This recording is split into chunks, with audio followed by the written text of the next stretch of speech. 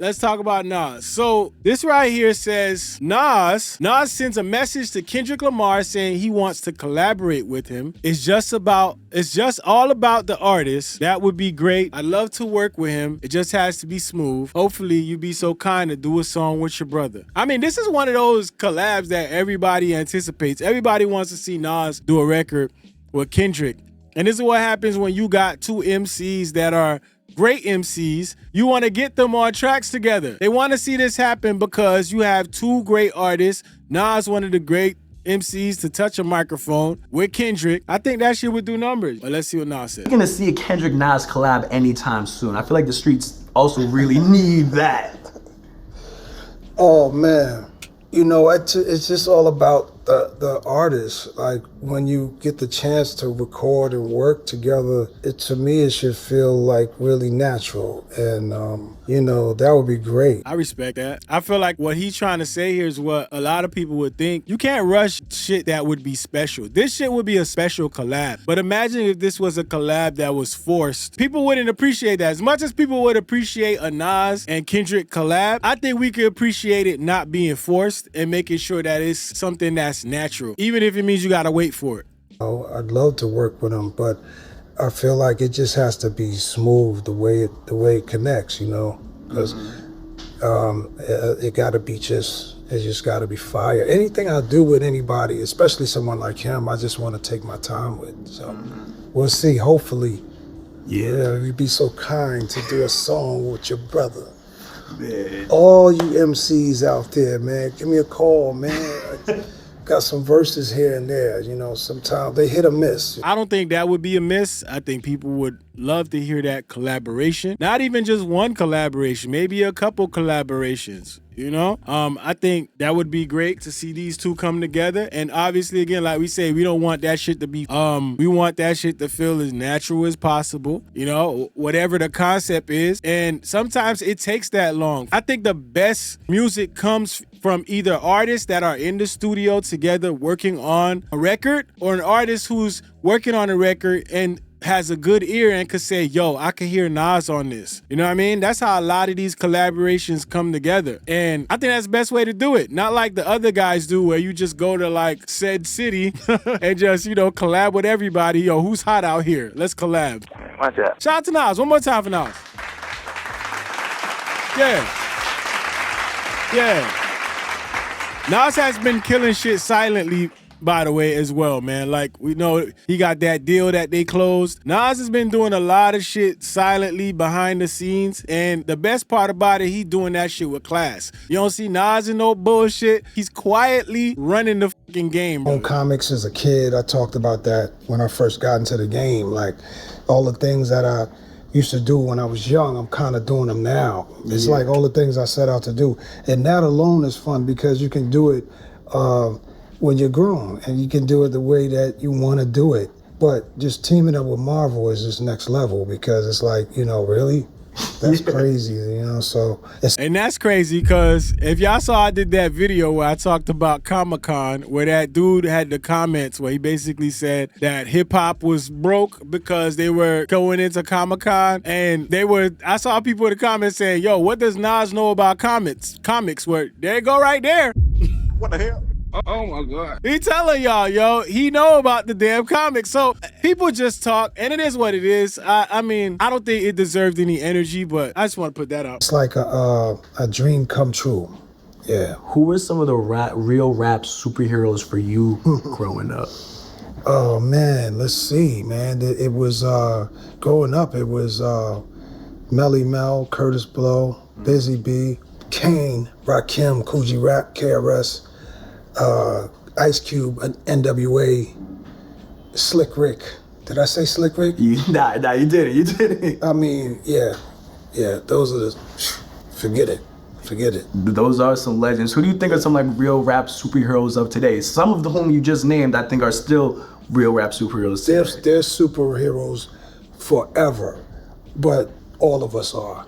Yeah. Everybody that gets in that booth and can do something, transform in there, like, you know, is a superhero. And speak. That's a dope way to put it. All right, I fucks with that.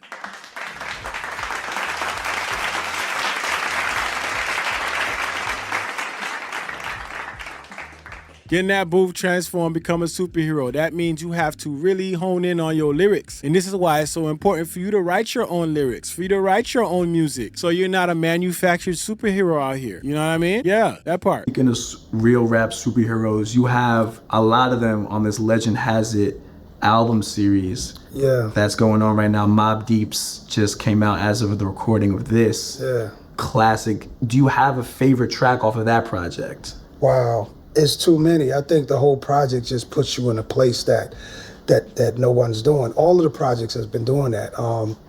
Shout out to Slick Rick and Raekwon and Ghostface. So far, those are the albums out. Emperor's New Clothes, Victory, Supreme Clientele 2, and now here's Mobb Deep, man. So it's... Y'all see I'm throwing too much shade, but yeah, I'm in a shady mood. Yeah, Shadyville. It's just like a celebration of a time period that a lot of people, like even yourself, wasn't there for. The early 90s, the mid 90s, you know what I'm saying? You look like a Shadyville is in Miami. Super young man, so I appreciate you that. probably missed some of that. So you kind of get to live it again without us trying to go back. It's just very natural. But again, the Mobb Deep album, all right, Gunfire, Easy Bruh. Of course, the record with Georgia Smith, her voice is just takes you there, man. She's an incredible artist. I'm with HER, her. We also have a record. Her is a dope artist. She's a dope artist. I like her. Her style is just immaculate. So the whole album is just power packed.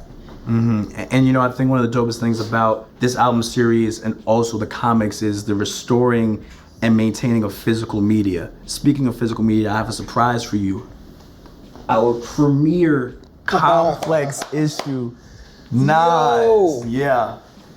Yo. The first complex issue ever. That's crazy. Complex, Vibe Magazine, Double XL, like all that shit, man. That was dope. Dope times for hip hop. This is the first complex issue ever, ladies and gentlemen. And shout out to my man Dominic, the OG. Dominic, the OG. I'm supposed to see him soon, which is really wild that this is even happening, that you showed me this. I was supposed to see him today. Wow. Supposed to have a meetup with him today about some other stuff. Yeah. So the fact that you just showed me this physical copy, I ain't see it since it came out. This is wild, bro. 2002. What do you remember about the Nas on this cover? What do you remember about this shoot? Oh, I mean, look.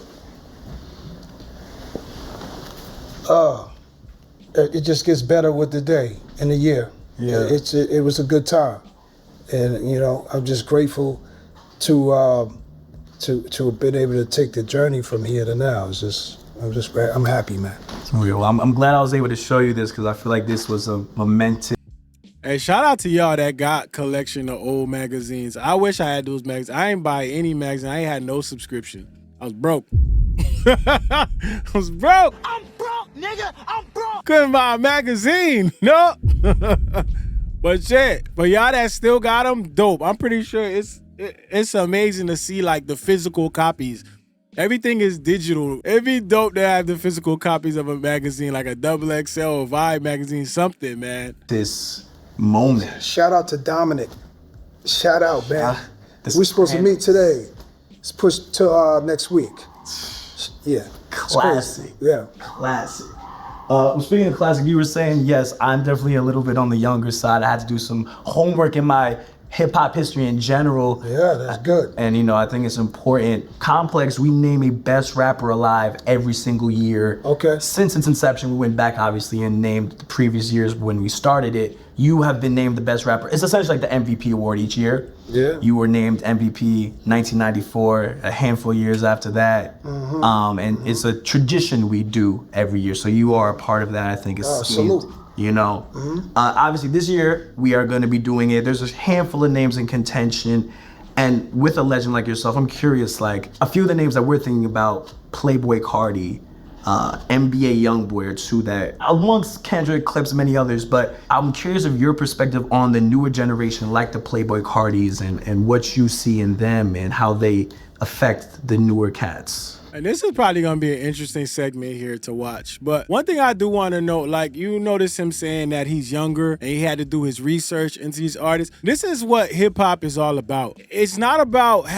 sitting here and knowing like, oh, this artist was better than this artist of your generation. It's about being able to go back, do the research, and have respect for these artists with their respected times. You know what I'm saying? It's being able to go back, research, and have the respect that you see this kid having right now as he's having this conversation with Nas. He understands that he's having a conversation with hip-hop royalty, but you can still have conversations about today's artists without downplaying the artists who paved the way. You feel me? And I just want to point that out so that's not, overshadowed. Rockstar shit. I see rockstar. Can I curse? Of course. Yeah, I see rockstar shit. I see hip hop have a different variants. You have some of the pioneers that's still here, some of the guys I shouted out. You have the guys from the early 90s, you have the guys from the early 2000s. There's a place for all of us in this world of hip hop and art, so that's dope. Yeah. Yeah. And speaking of rockstar shit, Yeah. when is Nas doing a Super Bowl? That's some super rock star shit. Nah, I don't want to do. I don't want to say I don't want to do a Super Bowl, but I don't. Why though? Why would I do that?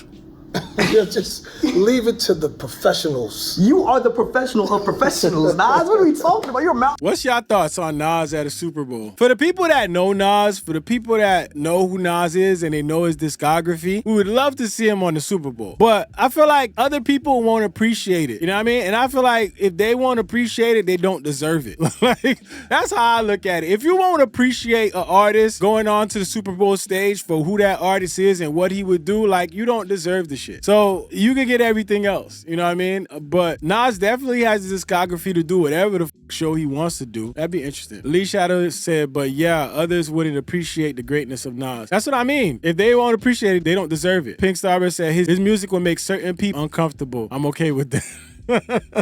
It's okay. People need to be uncomfortable. I'm sorry. Shit, we uncomfortable right now. Shit ain't cool. We uncomfortable with shit right now. I mean, minding our business, still uncomfortable. You could still mind your business and be uncomfortable. Just saying. Rushmore. Leave it to the pros, man. I'm a pro at what I do, but that thing there, I love it. But I wouldn't do it. No. I don't know. You can't keep that from the world though. That's real hip hop shit on one of the biggest. Yes, it's the biggest stage. But I want to watch it. I want to watch dope halftime shows, and that's what's been happening lately. So salute to all of them. Fair. Yeah. And recently you spoke to my brother Andre G at Rolling Stone, great journalist, and you called Kendrick a North Star for this newer generation of rap. I think really potent. Yeah. Are we gonna see a Kendrick-Nas collab anytime soon? I feel like the streets also really need that. Oh man, it's just all about the artists. Like when you get the chance to record and work together, to me it should feel like really natural, and that would be great. I'd love to work with them, but I feel like it just has to be smooth the way it connects, because it got to be it just got to be fire. Anything I do with anybody, especially someone like him, I just want to take my time with. So we'll see. Hopefully, you'd be so kind to do a song with your brother. Man. All you MCs out there, man, give me a call, man. Got some verses here and there, sometimes. Wait. Hold on now. Not everybody. What the hell? Oh my God. Please, not everybody. No. It's certain artists out there we would not like to see. All right? Don't answer that phone. Put that phone down. All right? All right. Nah, stop playing, man. Don't be answering the phone for anybody. All right? They hit or miss. I'll let God sort them out. How did that one come together? Man, I think Pusha tells a story where I was upset because I didn't make it. I was working on a lot of the other records, and he called me for a song. And when I heard it, when it came out, it was so crazy to me, this song. So this time around, I'm like, I'm not gonna miss out. And I got the call from our mutual friend, and he's like, yo, they started to feel like you don't like them. Pusha thinks you don't like him. I'm like, what? Oh, nah, we're not playing that. So it was just perfect timing, man. Salute to Pusha and Malice on that album. Congratulations, and I'm happy to be a part of it. Yeah. And speaking of classic joints, you're working on what I assume will be one with Primo coming very soon, you and DJ Premier. Yeah. What's something that you've learned from Premier that you've, throughout your years, that had nothing to do with music that you've kept with you? Wow, what have I learned from Premier? How much 45 course, you know, Premier tried to sell me.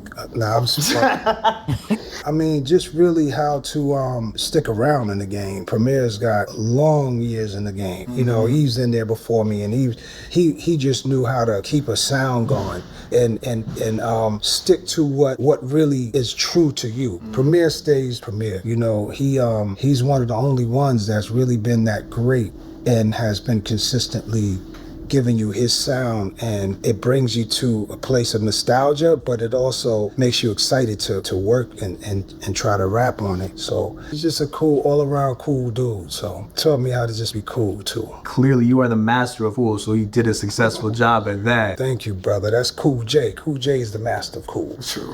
I'm trying to learn. Hold on, man. Show some respect to Nas, man.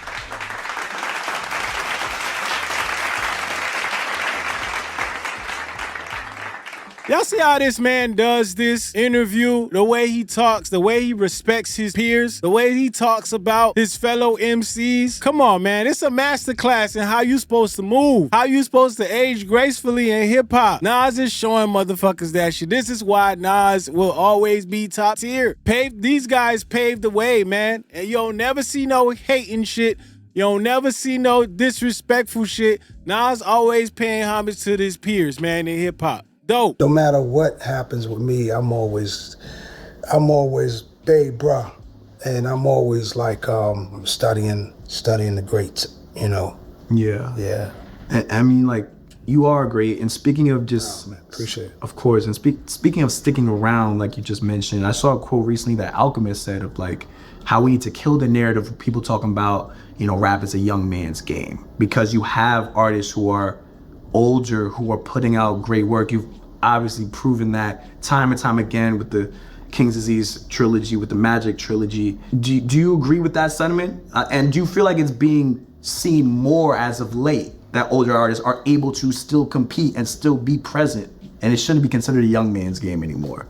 Well, I'll get right back to that. I wanted to shout out Denzel Washington. Oh, talk to me. Because my man put my lyrics in a movie. In the last movie. Highs and Lows? Yes.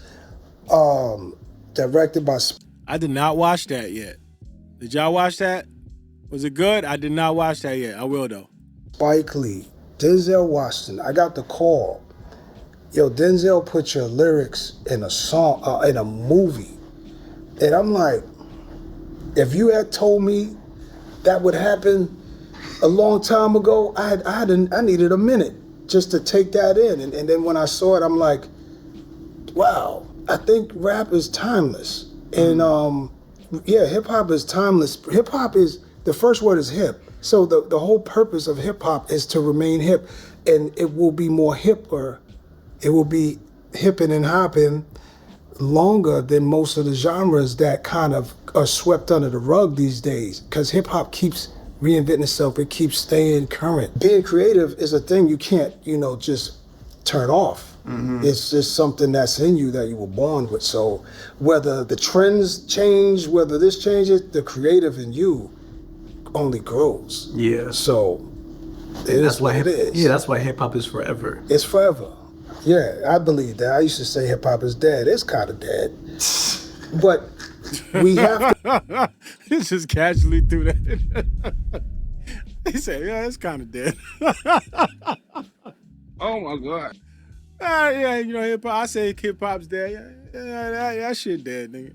To think about it in a sense like that, because if you think about it, this year is really incredible. I mean, Kendrick's been on a roll, clips cooking. Legend has it, Mass Appeal, we outside. And all the younger dudes and the females, all of the females. So it's like hip hop is really alive too. So you have the part that can threaten it, you know, the ignorance, the stuff that's really, it doesn't evolve, it gets too violent. You know, you got the things that can threaten it, you know, but then you also have everything that's happening this year too. So it's a balance. You know, with a legend like yourself, I'm always curious, is there anyone who's exciting you lately that you've been listening to? The new artists that are out right now that I think are great is Rome Streets. Lady London is nice. There's a kid I gotta put you on to real quick. Chris Patrick out of Jersey. He just rapped over Man on the Garden, Kendrick's beat on Kai's Not Stream or whatever. But and did he start like crying? Yes, it's serious. Look out for him. Chris Patrick. Look out for him. He's tough. Yeah. Yo, one time for Nas.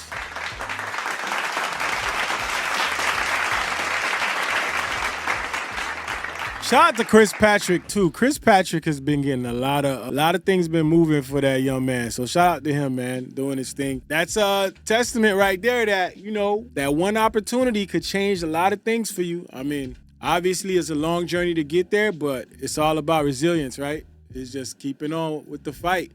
Gotta keep that shit moving, keep it going. Shout out to Nas, man. Chris Patrick got a shout out from Nas. That's wild. That's wild. That man got a Nas shout out. That's crazy. Niggas say them bad, but somebody gotta do it. Got my foot up on the gas, but somebody gotta do it.